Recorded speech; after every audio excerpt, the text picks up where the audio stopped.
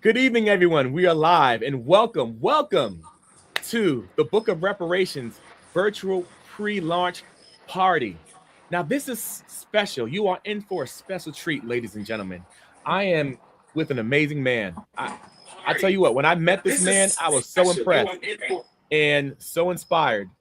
We're about to embark on something amazing that Boston already had an opportunity, and different parts of this country and world have already had opportunity to take part in, but we are just amplifying it. And this amplification is going to be massive. So I want to tell you a little bit about Reverend Dr. Kevin C. Peterson. Is that okay? And before we do that, we want to make sure we have some people chiming in. If you're chiming in with us, we want to welcome you, and we're excited to have you here. Tell us where you're chiming in from, what city, what state, what country you're chiming in from, and what are you excited about hearing the most about tonight? Because tonight, we're going to ask questions to Reverend Dr. Kevin C. Peterson. And let me tell you something. This man is a walking encyclopedia. I've only met two people on this planet like that. One was a doctor, and this man right here, he'll tell you anything about reparations. So we are in for a special treat. Reverend Dr. Kevin C. Peterson, I'm going to talk about you a little bit, and then I'm going to say, how are you? All right. Are you ready, Ready. Dr. Peterson? All right. We're Ready. ready. All right. So, Reverend Dr. Kevin C. Peterson is a Boston based theologian, author, filmmaker, and longtime reparations advocate whose work has helped advance the national conversation on the racial repair and democratic renewal. Founder of the New Democracy Coalition and author of the Book of Reparations, Finding Our Way Towards a True Multiracial Democracy. Dr. Peterson has spent decades organizing at intersections of faith, racial justice, civic engagement, and public policy. His reparations work calls America beyond the acknowledgement of historic injustice towards meaningful repair, reconciliation, and the creation of a more and just inclusive democracy. How are you, Dr. Peterson, today? I'm doing well. I'm doing well. Thank you, Carl Arlene from Brand Express. I'm glad that you're hosting this tonight. I would have no one else but you to do it. So I'm glad to be here and just thank you for your expertise over the last few months or so in terms of setting this up. And I'm sure this is the first of many occasions that I get to work with you on this online forum about reparations. Absolutely. We're excited. We're about to embark on something amazing. So let's see. Who do we have chiming in? And by the way, if you are chiming in on our website, on Dr. Kevin C. Peterson's website, please click the link if you want to chime in and ask any questions. It will bring you to a YouTube page, and you can ask all the questions that you want to ask right there.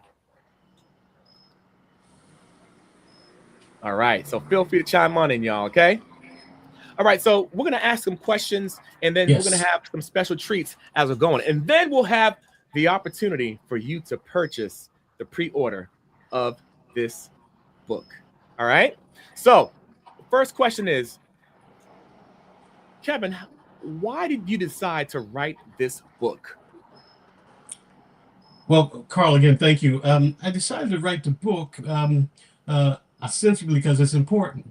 I wanted to write about an important thing. And throughout the course of my life, as you mentioned, I've been doing this work around civic engagement and around democracy and around racial repair just about all my life. I was introduced into this world, so to speak, of repair and social engagement as a youth. And I've spent the better part of my life sort of working through how we think about democracy, particularly through the perspective of Black people and their experience, not only in my lifetime, but over the course of this nation, uh, initially around democratic renewal or democratic inclusion in terms of the Black community.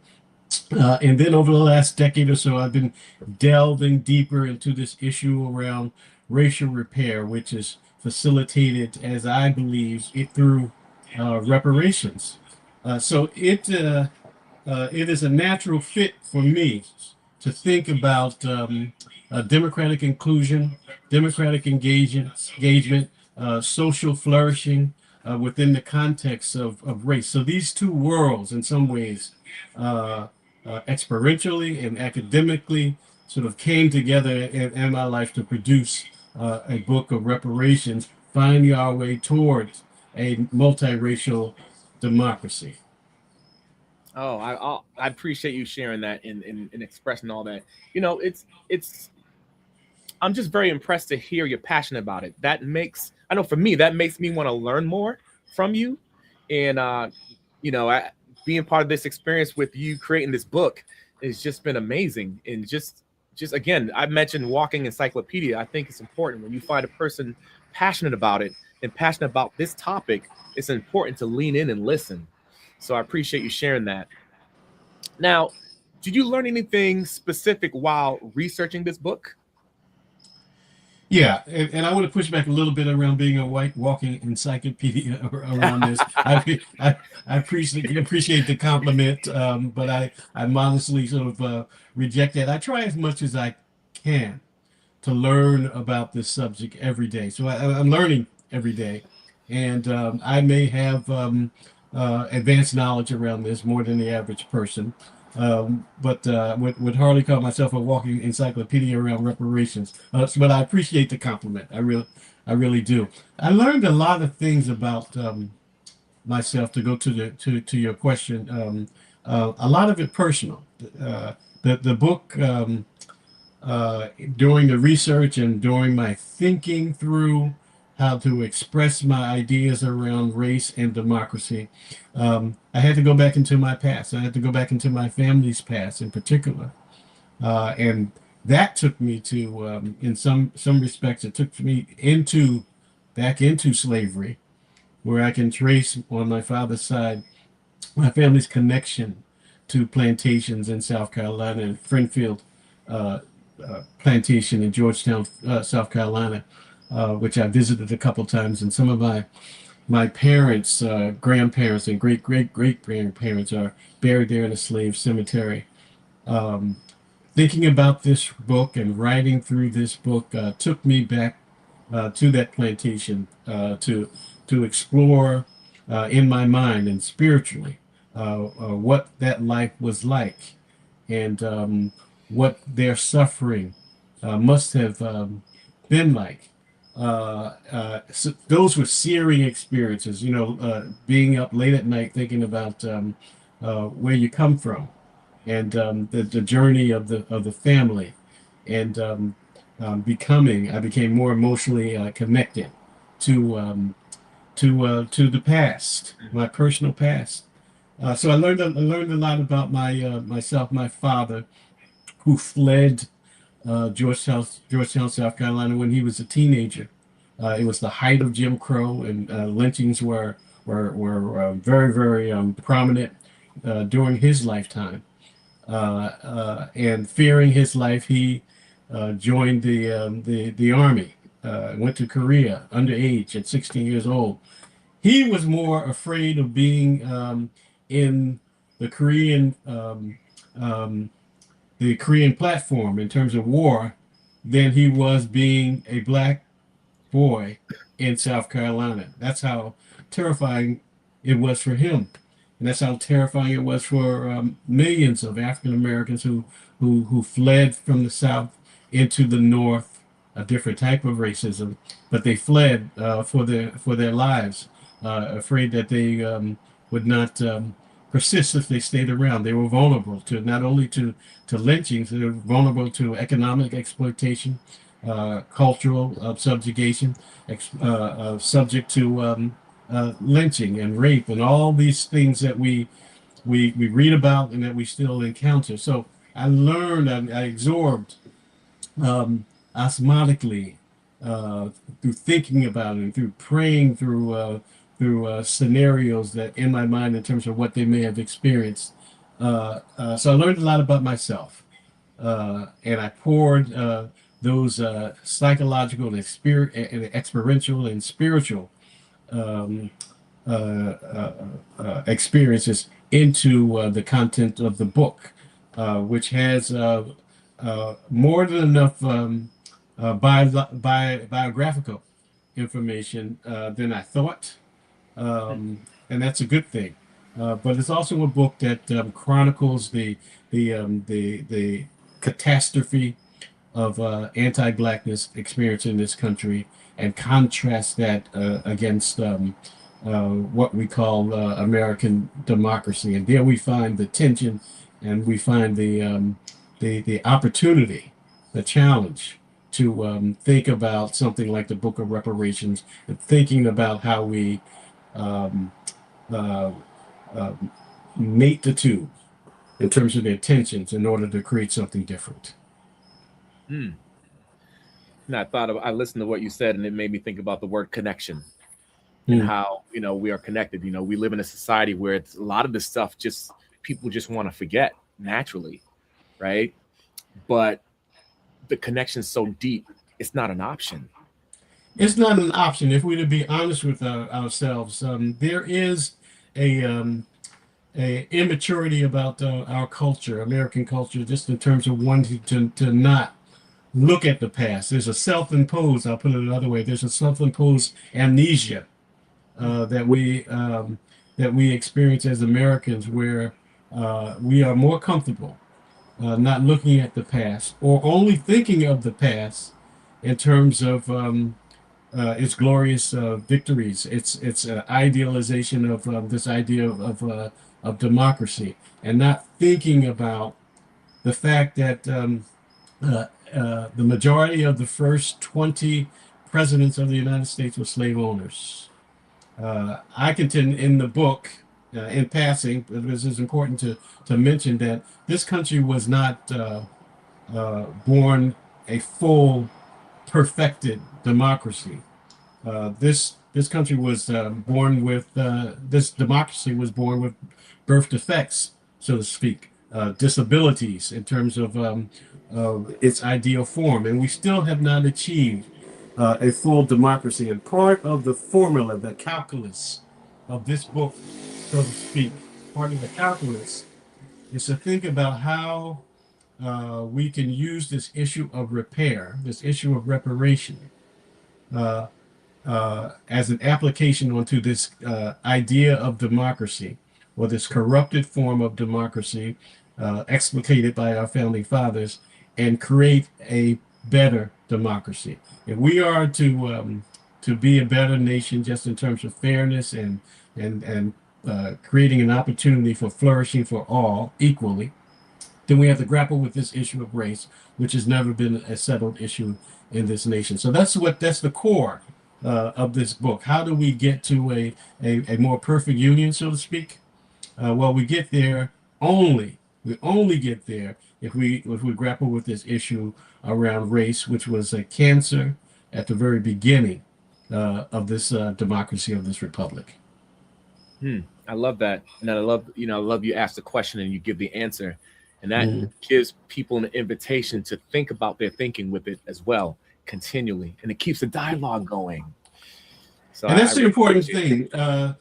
I define democracy, within the context of this book, I asked the reader to think about democracy in two ways. One, we can think about democracy as iconic. Now, by iconic democracy, we're talking about this ideal that the founder fathers had, Benjamin Franklin and Madison and Jefferson and Lincoln, who said, well, democracy is just the equality of all. And once we claim to be a democracy, we claim the mechanism of democracy. So there's a vote for everyone, and institutions are set up so that well, that's iconic democracy.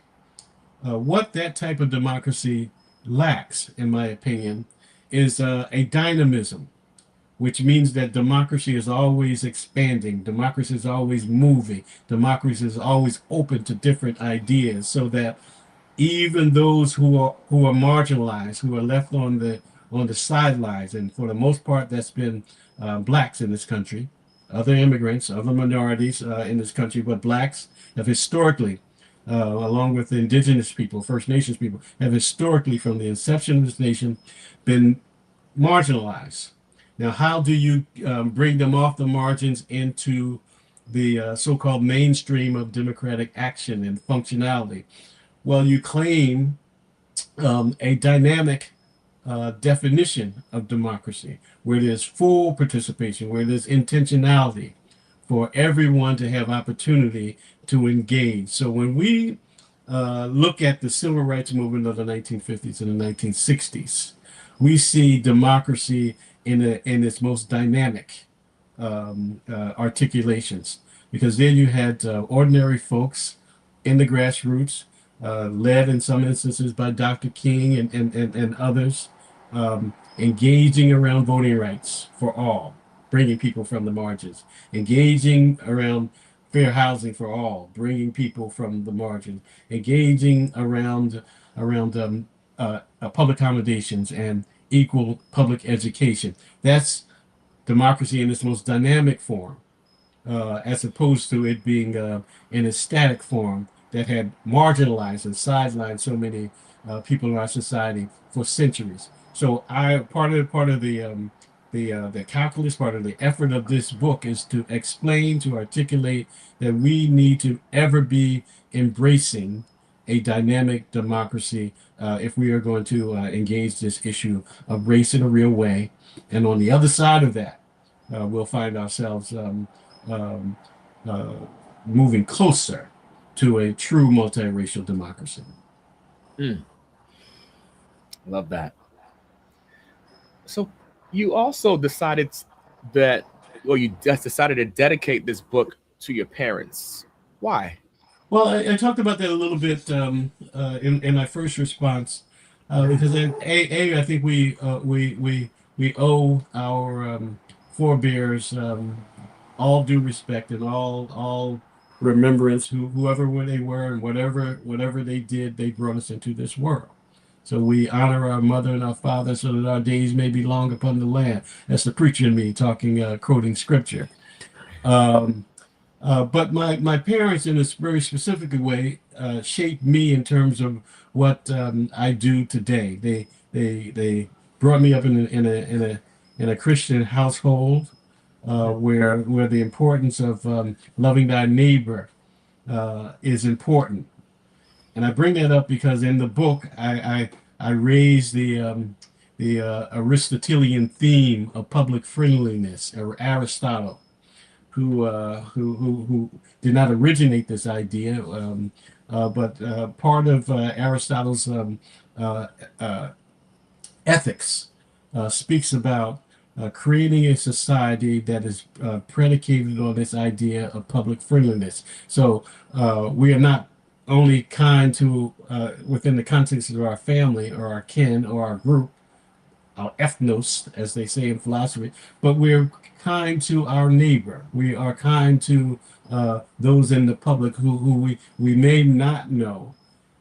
This allows us, this public friendliness, this embrace of this idea of loving your neighbor, biblical concept expressed through Aristotle, allows us to think more deeply and more carefully about what democracy means. If we love publicly, if we act publicly in the interest that we do unto ourselves what we have other do it done unto what we have done unto us, then we can move closer to a fair, a just, a flourishing society. So my parents instilled that idea through the conduit of a Christian education within the home. My father, in particularly, who was a low level sort of elected official in Philadelphia, also instilled in me the importance of public service, of civic engagement, of using whatever skill that you could bring to bear in the interest of improving the life of someone in the community, then that's a good thing. So I dedicate the book to them. A, because my father believed in the importance, the salience of public life. My mother believed deeply in a Christian ethics that talked about neighborliness and public engagement and public interest to the point of corporate flourishing. Mm, Mhm. I appreciate you answering that. That's so important, and it's great to it's encouraging to be in the room to see so much of an invitation to engage. And so you Yes. sharing that, it just reminds me of that. And that's what this is about. This is an invitation. Even this time right now that you facilitated, that you created, is to get people to engage. And so Yeah. I love our talk. Yeah, and I think it's the whole theme, the thrust of the book, is an invitation, in some ways. It is the culmination to this date of all that I know on the subject, all that I care about, all that I'm passionate about the subject.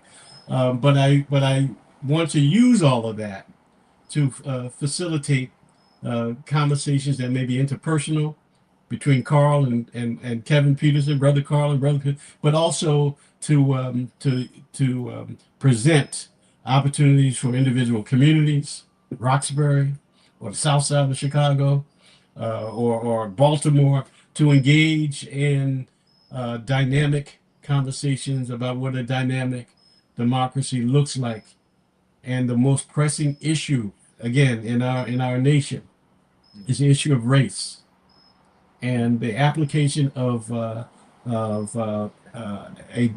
dynamic democracy towards the issue of race, in the interest of the issue of racial healing, is important. So the book offers that invitation, notwithstanding the political climate we live in, which is so fragmented, divisive, um, um, some would say toxic, particularly with the person in the White House right now. There is so the invitation to be divisive and toxic is so appealing to many Americans, but I reject that. I'm I'm an optimist.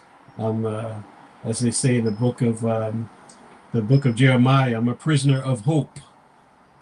So I'm wedded to hope, despite how toxic this the civic terrain may be, and the civic culture in this country may be. I'm hopeful. Um, Hope is beyond optimism. Optimism is a kind of surface kind of happiness or glee. Hope is deeper. Hope is more spiritual. So I have a spiritual connection to the future prospects of this country, and that's moored, so to speak, in my family's historical experience, but also the Black experience. And I don't think that we again move towards uh, the aspirations of being a democracy, which is an ideal um, expression of governance, an expression of care, an expression of experience. Democracy is not just about voting. It's not about registering to vote. It's not about only about those things, but it's about neighborly care and spiritual care and love. Democracy is about what love looks like in public, as our brother Cornel West would say. So, so the book is an invitation.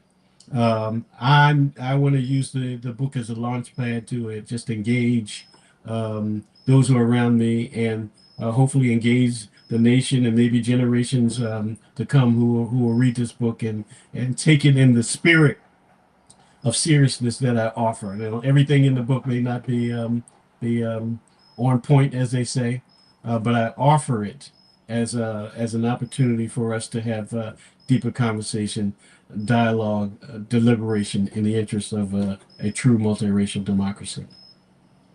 I love it. I love it. Oh, and by the way, you'll see the marquee at the bottom. You see the website, the book of reparations.com. If you haven't already, if you're tuning in from YouTube, click that link and come on in. This pre-launch, you'll get a chance to pre-order this book.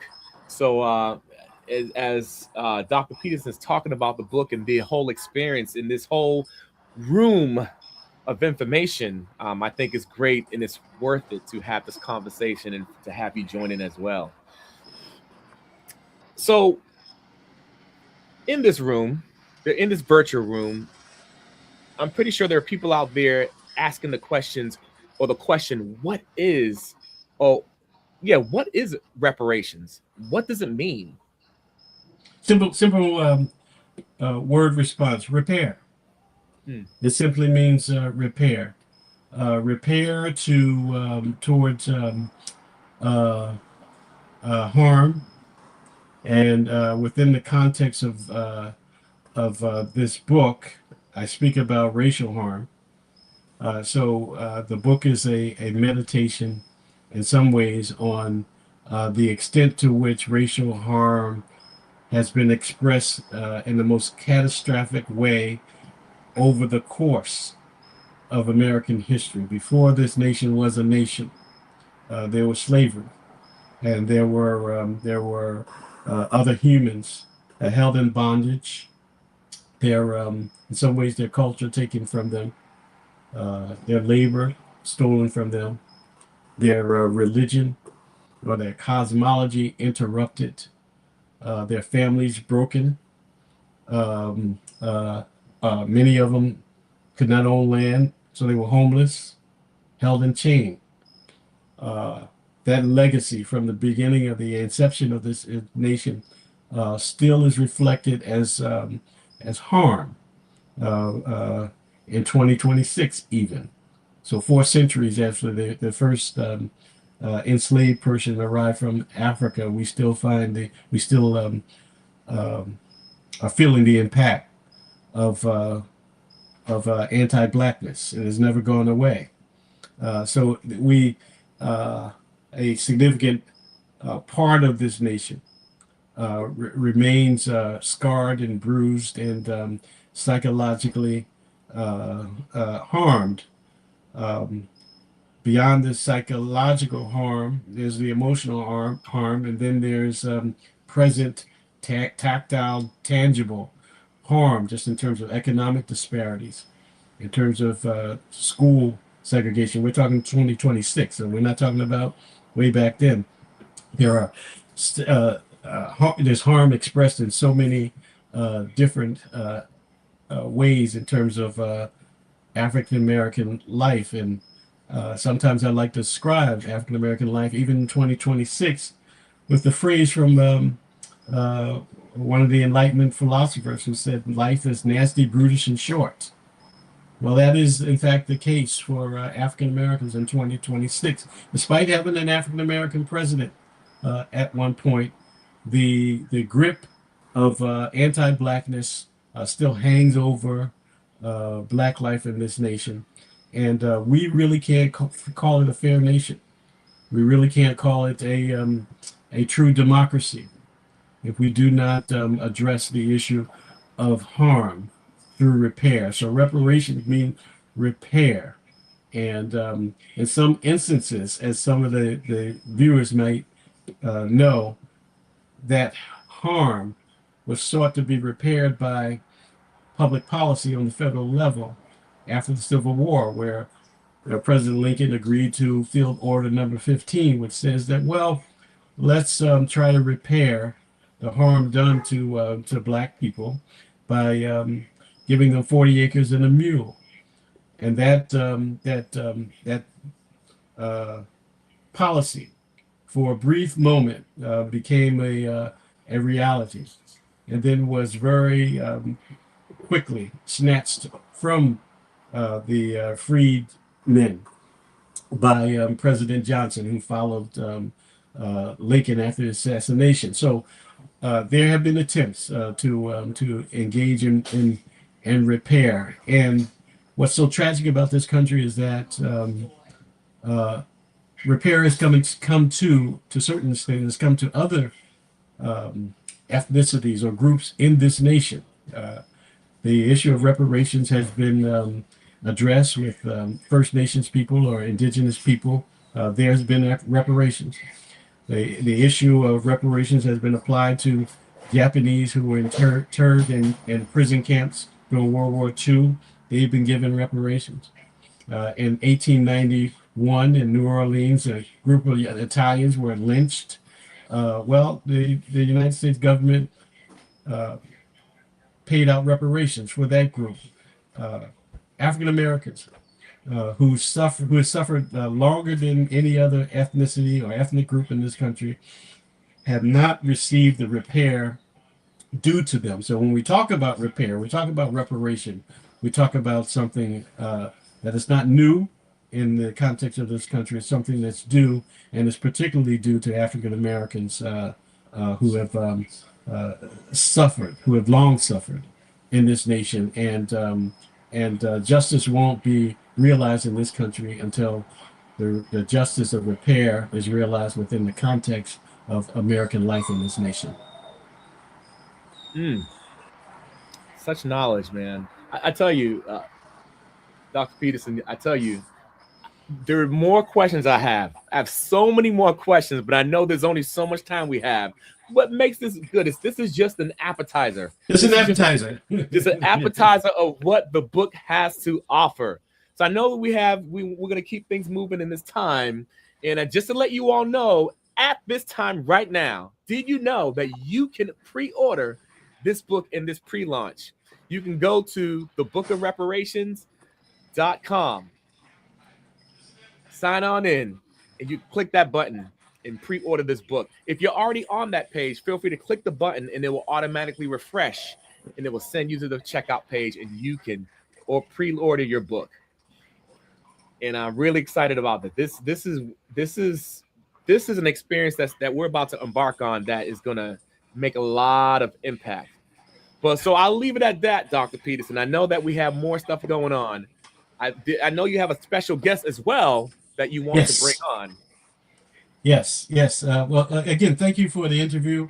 And Carl, I hope that I am asking for other opportunities to be with you and engage online with you in these conversations. There's much more to say, and your interviews style is conducive to my desire to talk to the audience.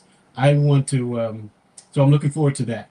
So I want to at this point segue as we say sometimes to a very good friend of mine, a what someone who I would call a super reparationist. If I'm a reparationist, I'm only average. My friend Cam Howard is a super reparationist, and I'm so glad that he's joining me here. I look up to Cam. Hey Cam, how you doing, Doc?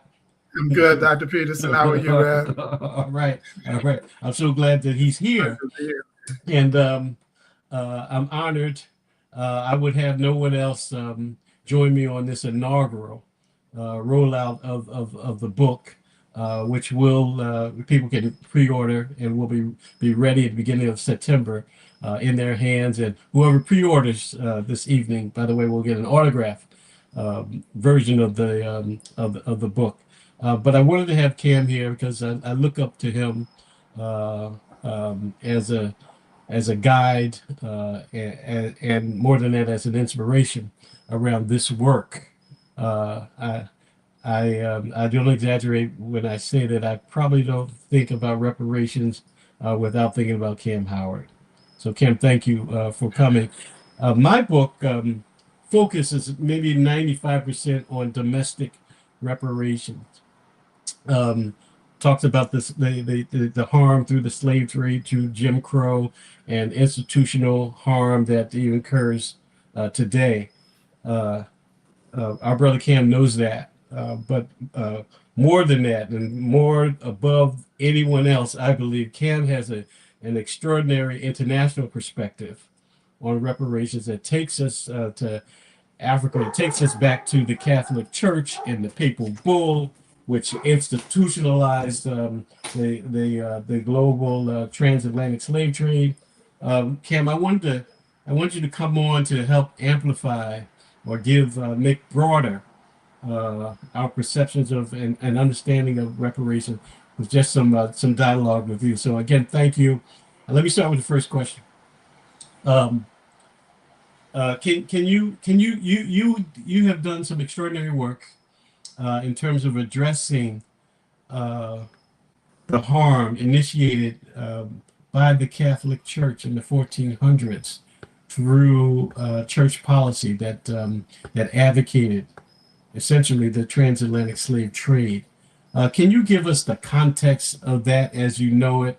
And then I want to talk a little bit about some of the solutions that you brought to the fore in terms of addressing the Vatican and the Catholic Church. But can you give us the context? Sure, but first let me just thank you, Brother Kevin, for the kind words you shared about me, brother. People, I've just been around. That's why people know my name. I've just been around a long time. But so thank you for that, brother. And let me congratulate you too, man, on this new book, man. And I know that it's going to be very instrumental in the discussions we're going to have in this country going forward. I love the way you weave in history and you weave in spirituality, and those are your two strengths. And as well as from the conversation, I can't wait to read it, but from your conversations, as well as the current day reality in which their past has presents to us today. So I can't wait to read it. I know it's going to be powerful. Thank you. And anyone who's listening should pre-order right now, because it's going to be a major talking point going forward in this country. So, many of us in America, if you come through American school, we learn about 1492. When we were in school, they had this nursery rhyme, 1492, Columbus sailed the ocean blue. And so we know about, Columbus maiden voyage discovering America. But what we don't know about is 1452, 40 years prior. In 1452, the Portuguese ordered through the Vatican, let me say the Vatican issued a papal bull charging the Portuguese state nation at that time, one of the leading European nations, along with Spain, they charged Portuguese to go into Africa and invade, subjugate, plunder all of its resources, and commit their progeny to perpetual enslavement. That was the goal. That was the statement of the papal bull of the Catholic Church. And from that, Portuguese went in, and then later other European nations went into Africa and did just that. And this whole notion of perpetual enslavement, that was their progeny to a perpetual enslavement. I mean, generation after generation after generation, that they would be enslaved according to this Catholic edict. At the time, the Catholic Church was the most powerful force in Europe, in Christendom. So it had tremendous power, tremendous weight in its words and in its edicts. Mm-hmm. So that was the inaugural doctrine for the transatlantic slave trade. And, the rest is history. Over 500 years of it, 400 plus years of enslaving, then colonialism, and this current state of, as you stated, anti-Blackness. But it all began from that papal bull in 1452. Mm-hmm. Mm-hmm. And it changed the world. It changed global life in the most tragic way. And yes. I dare say that we would not, as Black people, be on this in this country if not for that public policy that came out of the church. And we should recognize that. I don't think that's clear to most people, that the public policy that led to the transatlantic slave trade and global oppression of Black people comes out of the institution of the church, and the church must be held accountable. Now, I'm so awed by the work that you've done, Cam Howard, over the last 20 years in terms of challenging raising the issue of repair and reparations in a global context, and your approach to the Vatican in terms of making an appeal, particularly around moving towards repair through the initial steps of acknowledgement and apology. Could you talk about that in your specific work that in some ways culminated this year with an announcement by Pope Leo? Yeah, so thank you, Brother Kevin. So, when Pope Francis became Pope, when he came to America, I think it was in 2012 or something, 2014, he came to America. And in Chicago, we did an initiative to highlight the whole history of the Catholic Church and enslavement. In Chicago, we pulled up outside of a Catholic church and we issued a statement, had a press conference. And that was really my beginning on how we look at addressing the Catholic Church's harm. I read the book by Stephen Wilder, Professor Stephen Wilder, Ebony and Ivy. Yes. It really looked at the Ivy League schools' relationship to enslavement and participation and complicity in enslavement. But it said there were three actors in this country that had an equal hand in establishing the enslaved policy in this country, and that was the governments, of course, the educational institutions, and the religious institutions. So they all three work hand in hand. So, I wanted to look at how can we bring these religious institutions to the healing side. They've been part of the harming side. How do we bring them to the healing side? We got an opportunity, my organization, Global Circle for the Reparations and Healing, we got an opportunity to go to Italy on another reparations initiative that was headed by Nicole Hannah-Jones of the 1619 Project. Yes. And she invited a group of reparations activists globally to come and join her in Italy. And I pitched to my group, there's no way we can go to Italy and not go to the Vatican. I mean, they were and talk about reparations. We're international reparations leaders. We're in Italy having a conference on reparations, and we're not going to go to the Vatican. It didn't make any sense, and I'll be a part of it. And so they said, okay, since you raised it, you lead it. So I was able to lead a delegation to the Vatican in July 2022. We delivered what we call a reparations presentment, which is a document that I researched various presentments in law and combined them to produce a reparations presentment. And it laid out the crimes of the Catholic Church. It lays out the continued impact of their crimes among African people globally. In America, it said that Black people on the bottom of every good list and on top of every bad list. You'll find that globally.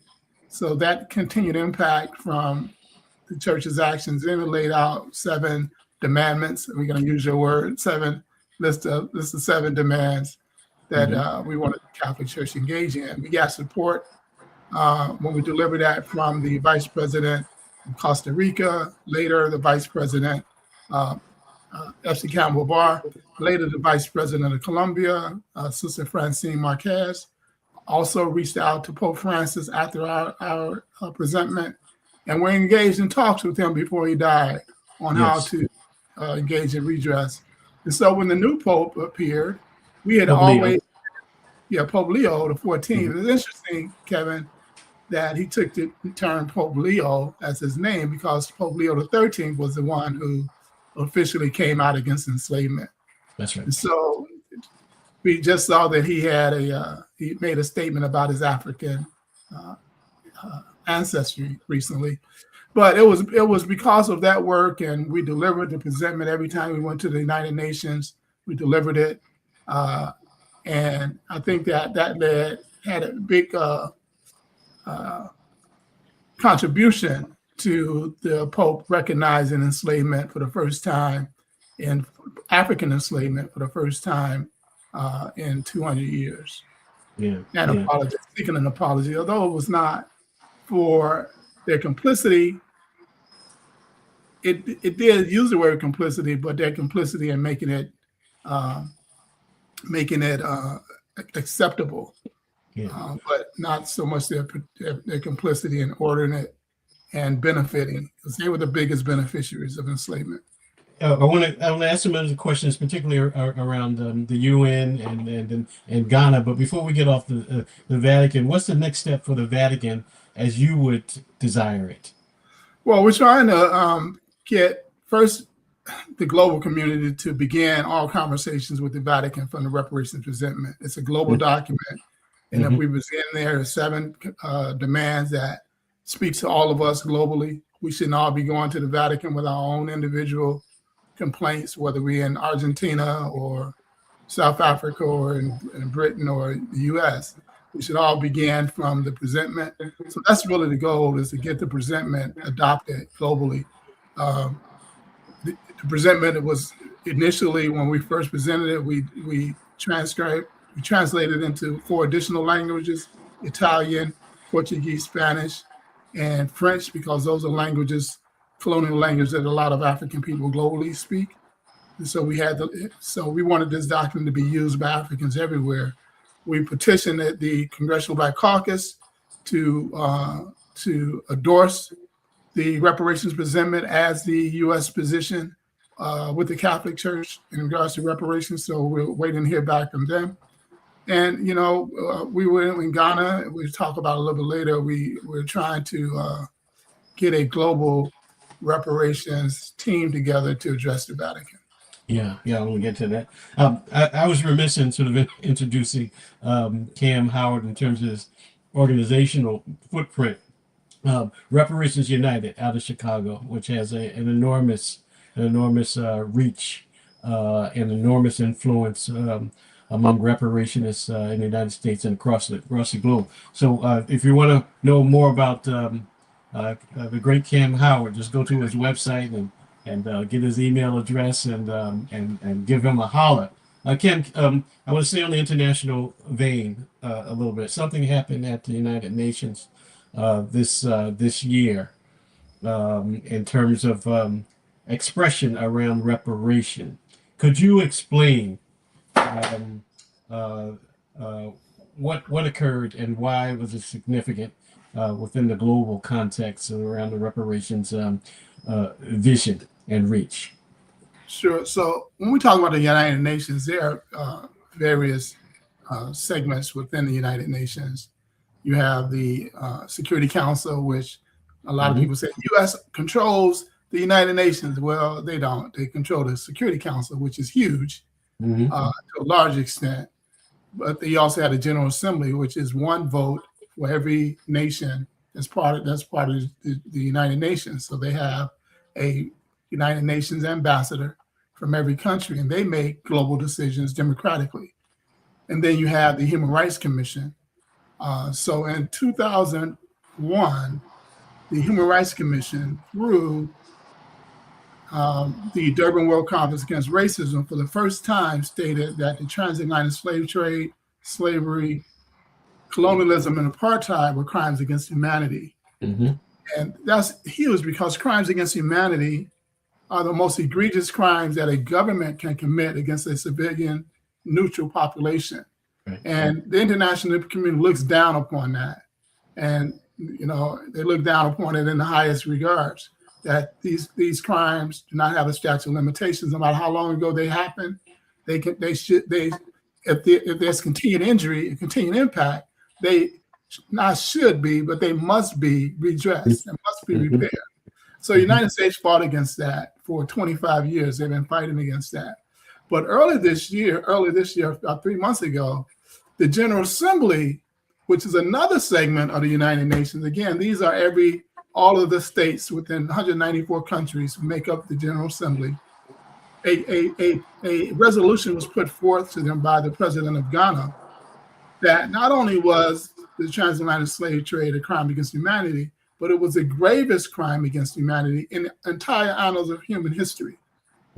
So it echoed and built on the 2001 declaration by the Human Rights Commission, but it became from the central body of the United Nations, the General Assembly, who reaffirmed that it was a crime against humanity, but not only reaffirming it, giving it the value of the greatest crime against humanity that ever happened. And not only is reparations due from crimes against humanity, period, this new designation makes them even more mandatory that reparations do. But the United States, backed out. There were 122 nations supported it.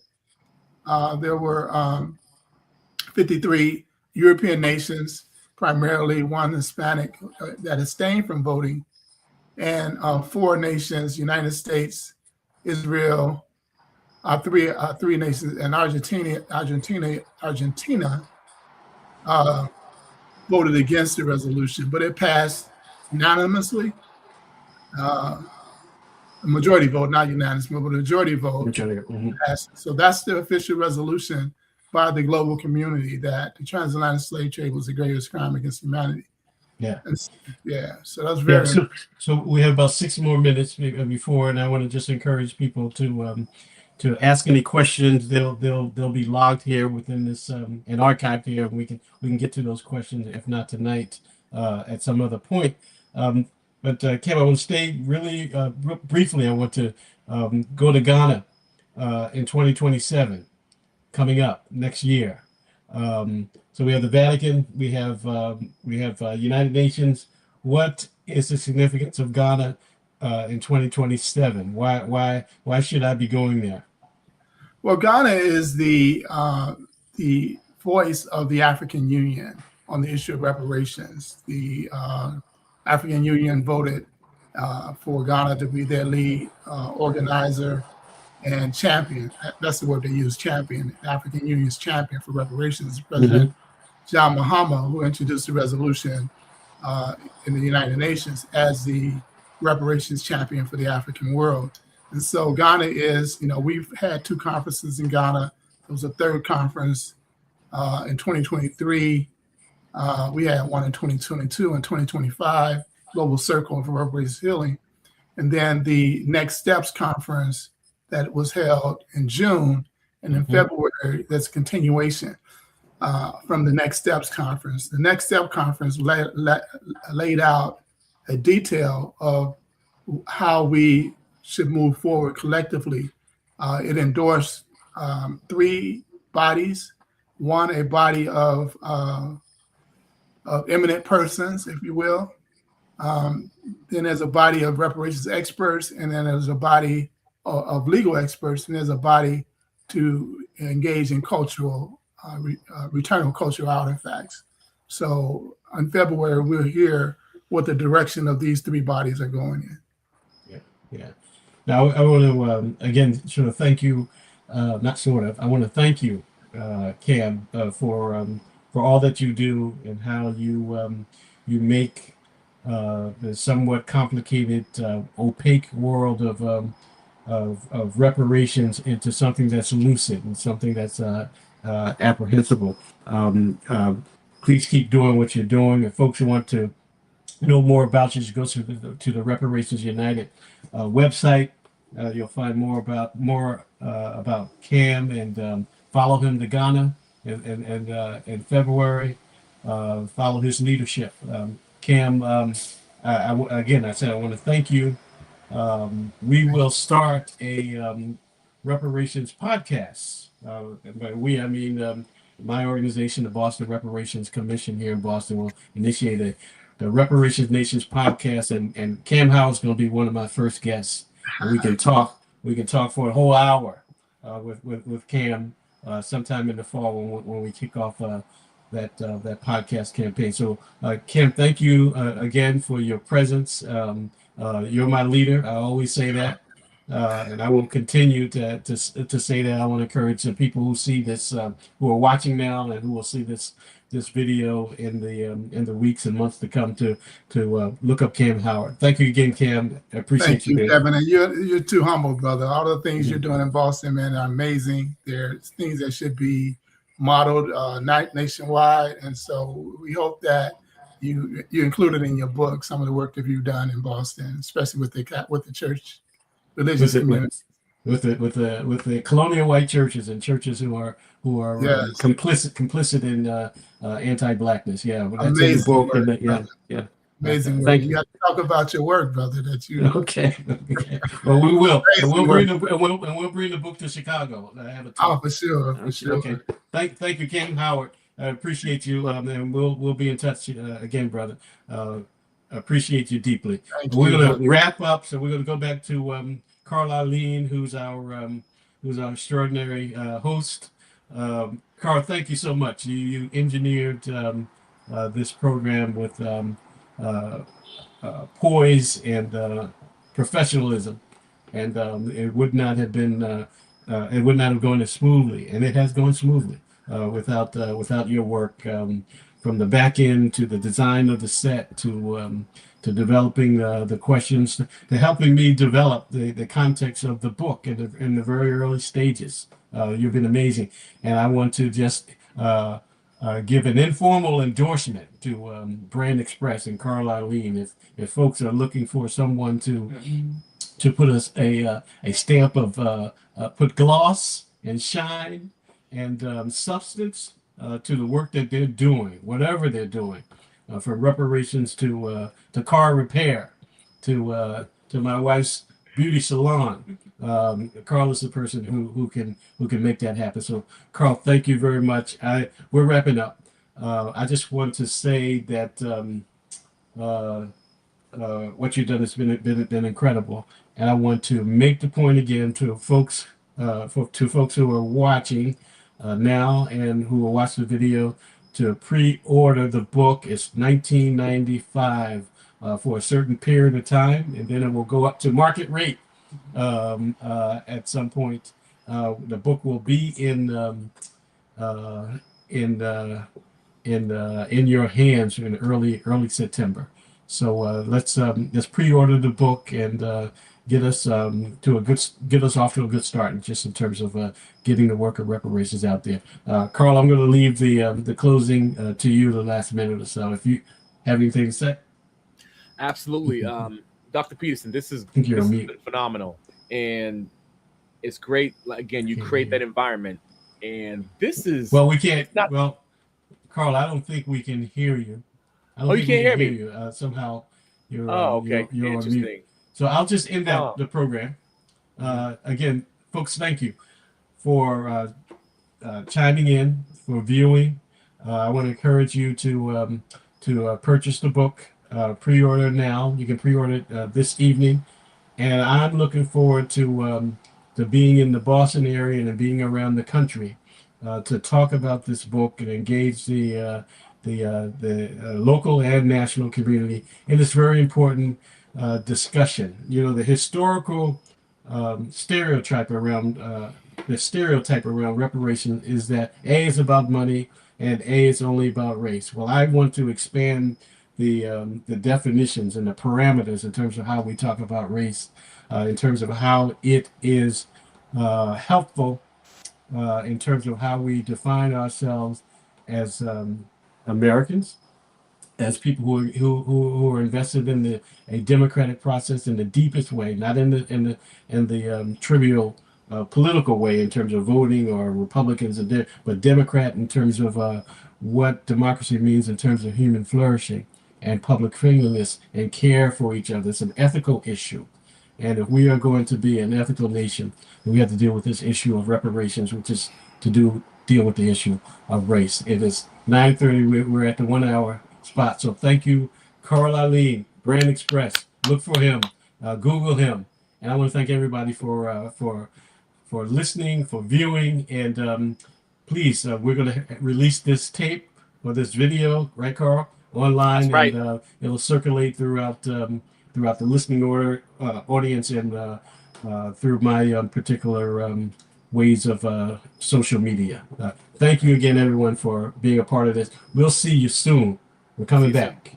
Look for the Reparations Nations podcast. Good night.